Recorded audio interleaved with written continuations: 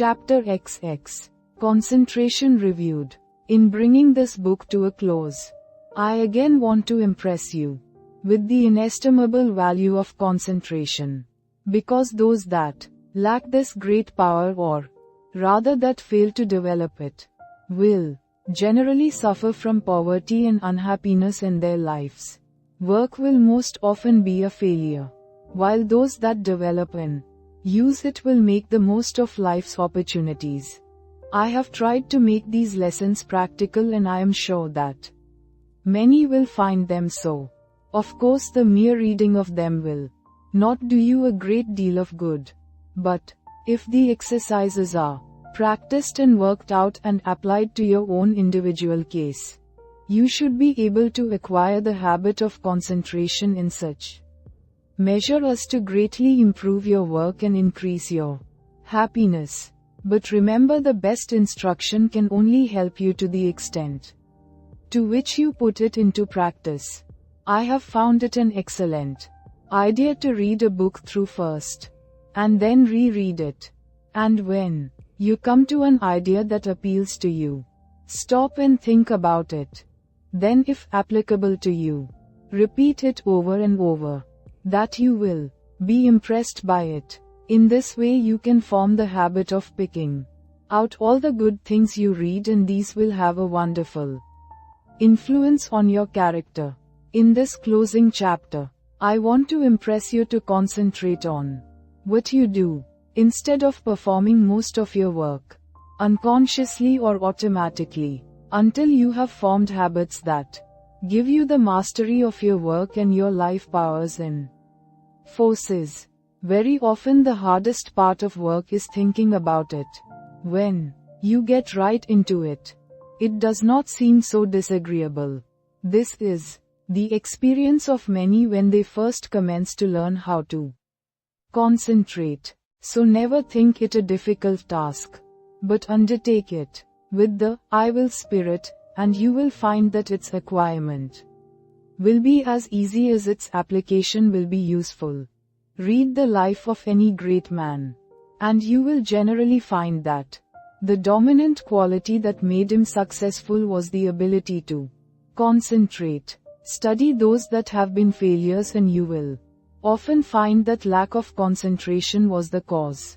One thing at a time, and that done well, is a good rule as I can tell. All men are not born with equal powers, but it is the way they are used that counts. Opportunity knocks at every man's door.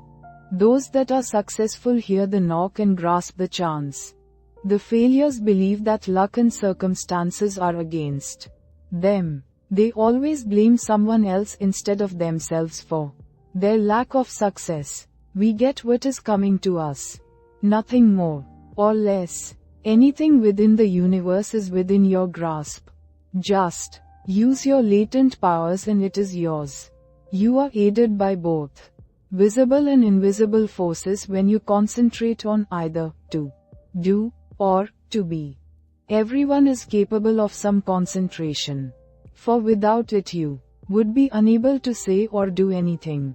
People differ in the power to concentrate because some are unable to will to hold a thought in mind for the required time. The amount of determination used determines who has the strongest will. No one's is stronger than yours. Think of this whenever you go against a strong opponent. Never say, I can't concentrate today. You can do it just the minute you say, I will. You can keep your thoughts from straying, just the same as you can control your arms when once you realize this fact. You can train the will to concentrate on anything you wish. If it wanders, it is your fault. You are not utilizing your will. But don't blame it on your will and say it is weak. The will is just the same whether you act as if it were weak or as if it was strong. When you act as if your will is strong, you say, I can. When you act as if it were weak, you say, I can't. It requires the same amount of effort. In each case, some men get in the habit of thinking, I can't, and they fail. Others think, I can, and succeed. So remember, it is for you to decide whether you will join the army of, I can't, or, I can. The big mistake with so many is that they don't realize that when they say, I can't, they really say, I won't try. You cannot tell what you can do until you try. Can't means you will not try. Never say you cannot concentrate. For when you do, you are really saying that you refuse to try. Whenever you feel like saying, I can't, say instead, I possess all will and I can use as much as I wish. You only use as much as you have trained yourself to use. An experiment to try. Before going to bed tonight, repeat, I am going to choose my own thoughts, and to hold them as long as I choose. I am going to shut out all thoughts that weaken or interfere, that make me timid. My will is as strong as anyone's else. While going to work the next morning, repeat this over. Keep this up for a month and you will find you will have a better opinion of yourself. These are the factors that make you a success. Hold fast to them always. Concentration is nothing but willing to do a certain thing. All foreign thoughts can be kept out by willing that they stay out. You cannot realize your possibilities until you commence to direct your mind. You then do consciously what you have before done unconsciously. In this way you note mistakes, overcome bad habits and perfect your conduct. You have at times been in a position that required courage and you were surprised at the amount you showed.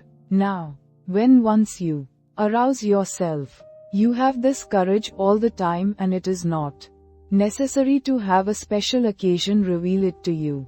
My object in so strongly impressing this on your mind is to make you aware that the same courage, the same determination that you show at certain exceptionable times you have at your command at all times.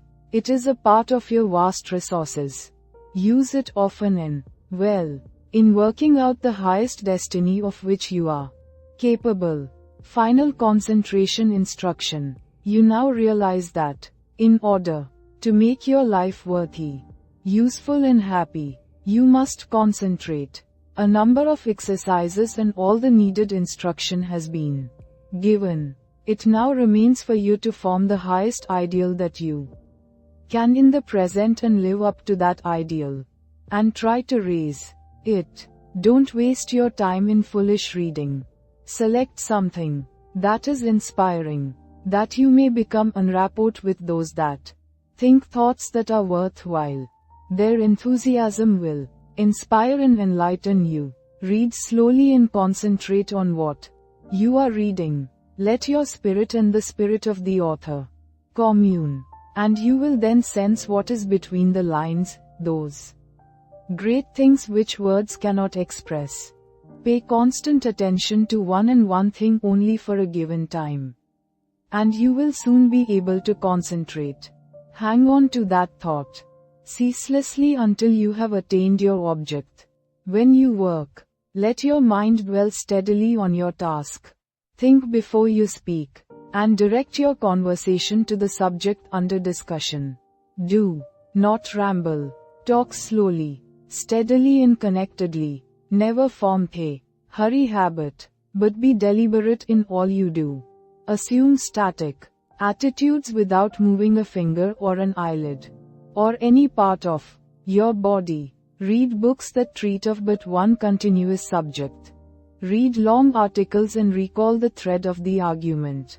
Associate yourself with people who are steady, patient and tireless in their thought, action and work. See how long you can sit still and think on one subject without interruption, concentrating on the higher self.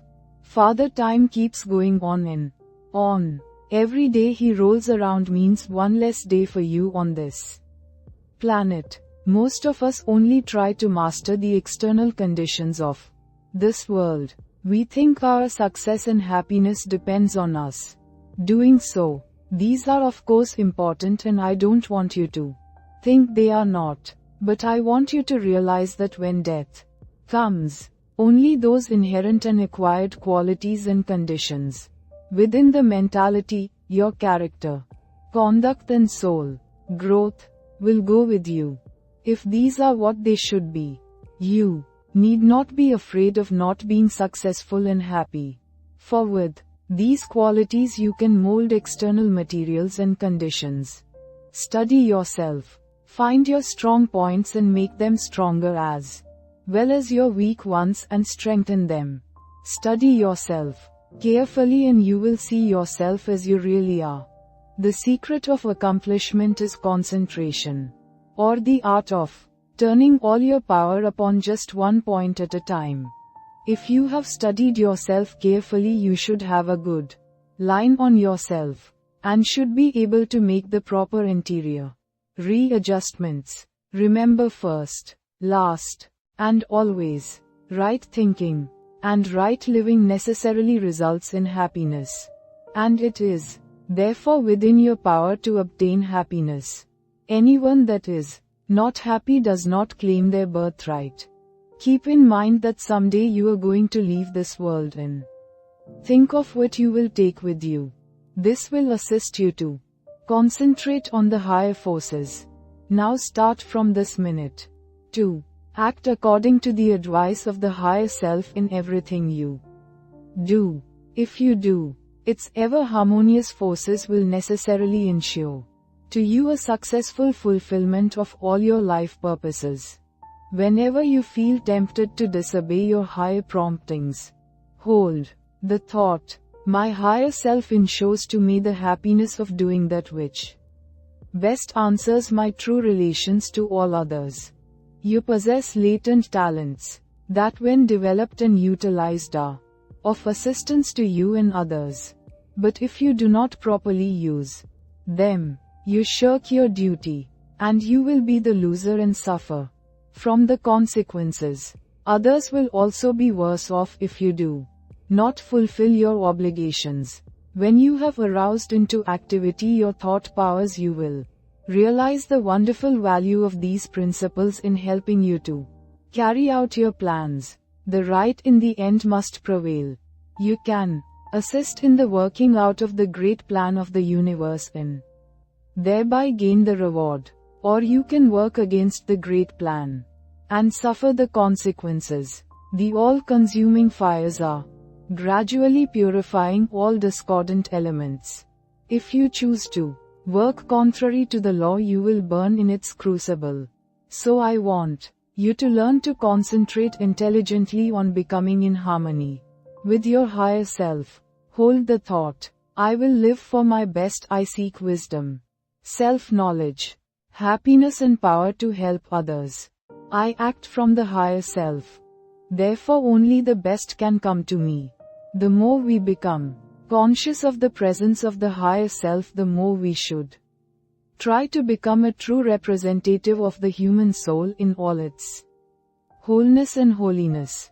Instead of wasting our time dwelling on some trifling external quality or defect, we should try to secure a true conception of what we really are so as not to overvalue the external furniture. NGS. You will then not surrender your dignity or self-respect when others ignorantly make a display of material things to show off.